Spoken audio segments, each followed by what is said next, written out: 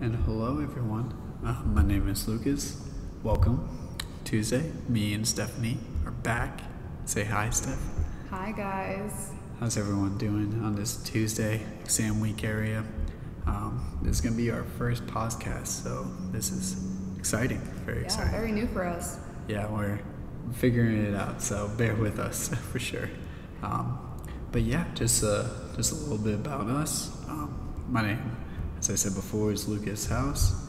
I didn't say my full name, but there you go. And I'm part of the Catholic Student Association, and I'm a sophomore with junior credits who is old. And then you. Yeah, I'm Stephanie. I'm a junior at Rutgers, also part of the Catholic Students Association. And we just went on retreat. Ooh. Yeah. It was a good time. It was a great time. The theme of this retreat was trust in the Lord. Lucas, what was your favorite part? Ooh, favorite. I mean, so there's a lot of good parts. I was part of the sound, so like there were certain moments where I was just so stressed out. But I think the best part was definitely Saturday night, in front of the Eucharist, just like praying over each other for healing. Absolutely beautiful moment, a time where, like guys don't get like that vulnerable that often, but it was really a time for us to just like pray for something in our lives that we wanted healing, and it was absolutely beautiful. So yeah, I would say that was clearly my favorite part. And then you were leading the retreat, so were you able to still enter in? What was the best part of it? Yeah, Saturday was great. I would say though my favorite part was the Eucharistic procession for sure. It definitely opened my eyes about quite a few things, about specifically the Rutgers culture and the lack of respect that Christianity specifically has on campus. I've never really credited before people who were like, oh yeah, spiritual warfare, it's a thing. And I would always like kind of chuckle inside, like, okay, relax. But it really was real. Like we were walking from Bucolic to the church for 30 minutes, and there was just so much disrespect and laughing, and even just a couple of really hurtful comments. And we were walking with Jesus, and it was just like really hard to take that in, but it was also really great to just walk and not say anything back and just like bear the struggle with our Lord. So that was my favorite part. There were also like so many great talks on retreat about how to trust and why to trust. One of the things Father Steve Ryan, who was a visiting priest, brought up was Don Bosco's 3 ways that the devil tempts us: mediocrity, procrastination, and distraction. All 3 of them were so relatable and just stabbed in the heart. Yeah, that's so accurate.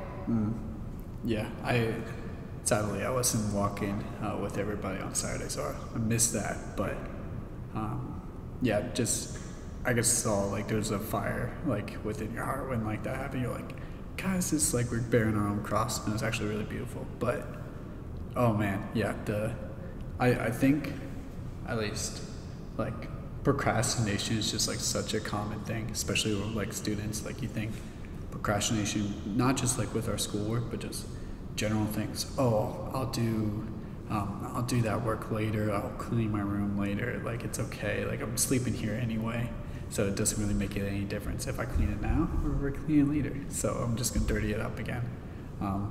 I know for me that within my family, they were always on me for mediocrity. They were like, you're not settling. You gotta put like all of it in there and go for it. So yeah, when he was talking about that, I was definitely very relatable for myself. So do you struggle in like falling for that lie of, oh, you can just be like everybody else?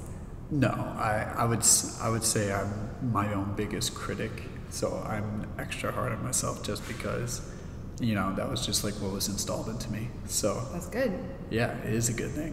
But also then I'm too hard on myself sometimes, and then like it's not healthy. Yeah, so, it's really important to be realistic. Yeah, but that was a great talk. I also loved when he was like mentioning about the nets and then like how it related, like with the first net, is just like mending it, like making sure like the net actually works, which is, you know, like if you throw a net into the water, if there's one hole, the fish is gonna swim out. And so if like you have your own net, which is your own personal life, you have a hole in it, whatever you're trying to catch is gonna get out.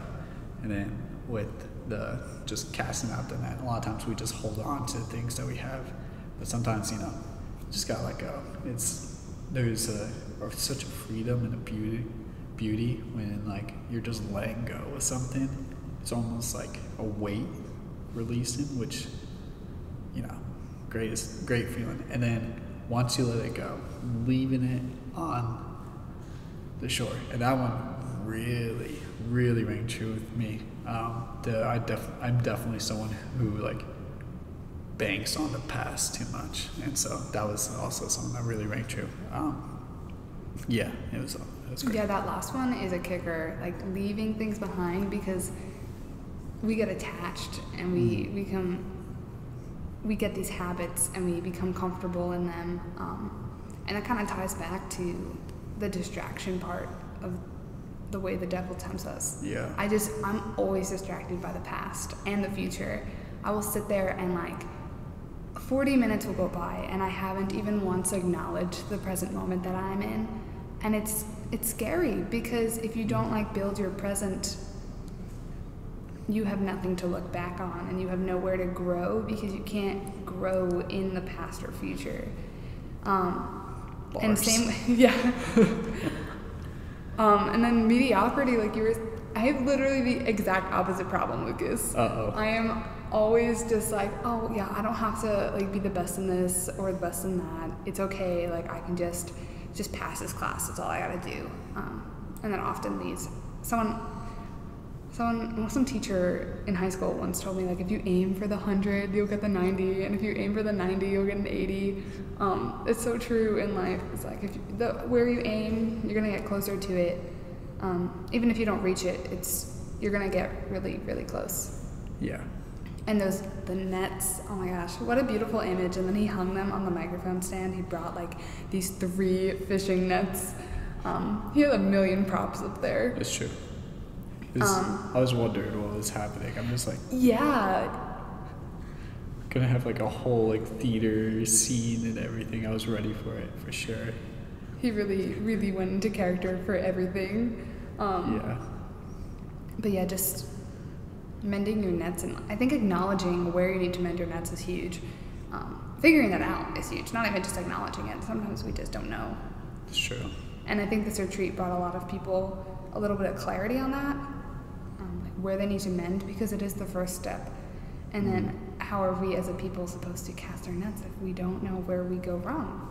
And it's just such a beautiful image, and it's such a great thing to meditate with. You could definitely take that into prayer and just like think about, oh, Peter and his nets, like just the image of it. Yeah. I know a lot of people like to pray with images. But that was like that first day, and that was just getting mind everything blown. started. I know, that was just the start of retreat. As we were moving on, Sister Faustina, she came, Sister of Life. Her talk was beautiful. Something that really struck me in her talk was the acknowledgement of the imperfection in Jesus' life as a perfect man. He struggled so much, even though he was without sin. There was still so much hardship. And, you know, sometimes I fall into this hole of like, oh, if I'm a perfect Catholic, my life will be perfect. And it's such a lie. It is such a lie. Yeah, life is still gonna happen. Like, no matter who you are, like, I don't care what it is. It's gonna be hard in some sense. Well, how that looks, different for everyone. Everyone has their own different hardships, but yeah, Still hard. it's gonna be hard no matter what. And Yeah. that's like living. It's just like, what do you focus on? It's like, what are the choices in your own mind to life? Mm-hmm. that you are designing. And Right. It makes Jesus so much more relatable. yeah, On like a whole new level of we celebrate his life as the most beautiful life to have ever been lived. And it was probably harder than all of ours in CSA combined.